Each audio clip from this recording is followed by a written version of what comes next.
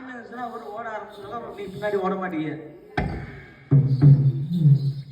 நெஞ்சு அமைதி பிடிக்காதுங்க.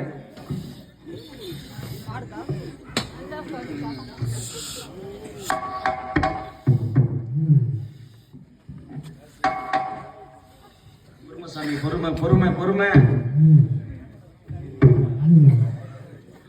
இந்த பெண்கள் எல்லாம் குலவ சத்தம் போட்டேன் ஆத்தா. எல்லாம் கை தட்டுக்கணும், எல்லாம் ஆண்கள் கை தட்டுங்க, எல்லாம் கை, எல்லாரும் கை தட்டலாம்.